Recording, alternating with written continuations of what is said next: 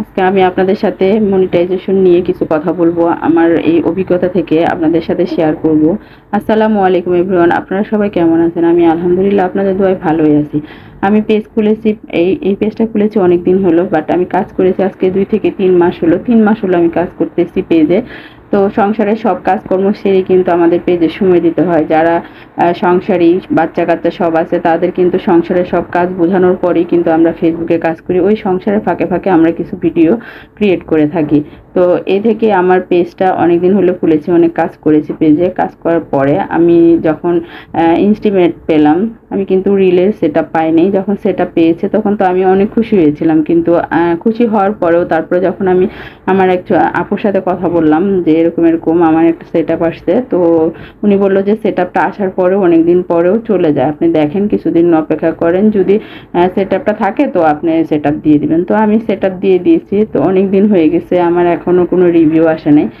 সবচেয়ে বড় কথা হলো আমি আপনাদের সাথে শেয়ার করতেছি, ফেসবুকে সেট আপ আসাটাও কোনো ব্যাপার না, কারণ 5,000 ফলোয়ার, ওয়াচ টাইম এবং কি আপনাদের যদি রিয়েল ভিডিও থাকে পেজে তাহলে কিন্তু আপনারা অতি সহজে ইনস্টিমেটের সেট আপটা পেয়ে যাবেন। আর রিলসের ক্ষেত্রে তো আরও সহজ, রিলসের ক্ষেত্রে আরও মানে এত ফলোয়ারও প্রয়োজন হয় না। তো আপনারা সহজেই সেট আপগুলো পেয়ে যাবেন। কিন্তু সেট আপ পাওয়ার পরে যখন আমরা অ্যাপ্লাই করি, এই জিনিসটা হলো সবচেয়ে বেশি প্যারাদায়ক। ব্যাংক স্টেটমেন্ট, ব্যাংকের সেট আপ, আপনার টিন সার্টিফিকেট, এগুলো যে কত প্যারাদায়ক, এটা আসলে যারা সেট আপে করে তারা জানে। তো আমি আমার ওই প্যারাগুলো নিতে হয়েছে। প্যারাগুলো নেওয়ার পরে যখন আমি সেট আপ করি, সেট আপ করার পরে আমার কয়েকবার ব্যাংকে যে আমি সেট আপটা দিয়েছি কয়েকবার আমারটা নষ্ট হয়ে গেছে, কারণ আমি হয়তো বা ভালো করে দিতে পারি নাই।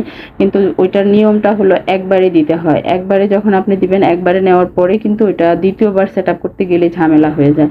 তারপরেও আমার অনেক ঝামেলা হওয়ার পরেও ব্যাংকে সেট আপটা নিয়ে নেয়। এরপরে আছে ফেসবুকে যে ইনস্টিমেটের যে সেট আপ দেওয়ার পরে অ্যাপ্লাই করছি, অ্যাপ্লাই করার পরে তো আরও মহা টেনশন। এটা অ্যাপ্লাই করার পর আপনাকে 2 সপ্তাহ টাইম দিবে। 2 সপ্তাহ পরে যে আপনি সেট আপটা পাবেন, অ্যাপ্লাইটা আপনার কাছে যে তারা যে নিবে, এটা যে আপনার অ্যাপ্লিকেশনটা গ্রহণ করছে, এটা আসলে আপনি জানতেও পারবেন না। যখন আপনি ওরা যখন আপনি কনফার্মেশন দিবে যে না আপনার অ্যাপ্লিকেশনটা আমরা নিয়েছি, তখন আপনি পাবেন। এই যে একটা টেনশন, এর মধ্যে কিন্তু আপনাকে অবশ্যই ভিডিও আপলোড করতে হবে, ভিডিও দিতে হবে। ভিডিও আপলোড করার সময় অবশ্যই খেয়াল রাখবেন যেন কোনো মিউজিক, কোনো গান কিচ্ছু ইউজ করা যাবে না।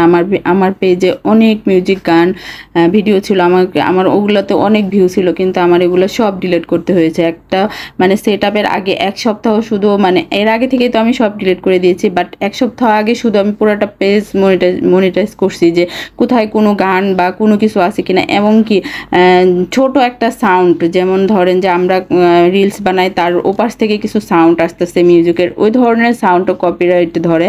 তো আমি আপনাদেরকে ভালোভাবে বুঝাইতে পারছি কিনা আমি জানি না, কারণ আমি এত অভিজ্ঞ না এই ব্যাপারে। আমার সাথে যা যা ঘটেছে আমি তাই আপনাদের সাথে শেয়ার করতেছি। সেট আপ দেওয়ার আগে অবশ্যই প্রত্যেকটা ভিডিও, প্রত্যেকটা রিলস আপনারা চেক করবেন যে কপিরাইট আছে কিনা। করার পরেই আপনারা সেট আপটা দিতে যাবেন, অ্যাপ্লাইটা করবেন। আর অ্যাপ্লাইটা করবেন একসাথেই করবেন, আলাদা আলাদাভাবে করবেন না। যখন অ্যাপ্লাইটা করা শুরু করবেন পুরো কমপ্লিট করবেন, কারণ একটু করার পরে যদি আপনারা থেমে যান ওখানে আবার একটা ঝামেলা হয়ে যাবে। তার চেয়ে যখন আপনারা অ্যাপ্লাই করবেন সব কিছু খাতার মধ্যে আলাদাভাবে লিখবেন, লেখার পরে তারপরে আপনারা অ্যাপ্লিকেশনটা করা আরম্ভ করবেন। আপনাদের যা যা কিছু চেয়েছে তা আপনারা আগে থেকেই ওখান থেকে নিয়ে নেবেন, লিখে নিয়ে নেবেন, তাহলে আর ঝামেলা হবে না। কারণ আবার যদি দ্বিতীয়বার আপনারা এটা অ্যাপ্লাইটা করতে যান তখনই তারা ঝামেলা করে ফেলবে। হয়তো বা আমার এই কারণে ঝামেলা হয়েছে, কারণ আমি আসলে নিজেই সব কিছু করার চেষ্টা করেছি। এই জন্যই আমি তো এত মানে অভিজ্ঞ না, আমি জানতামও না আসলে কিভাবে করে।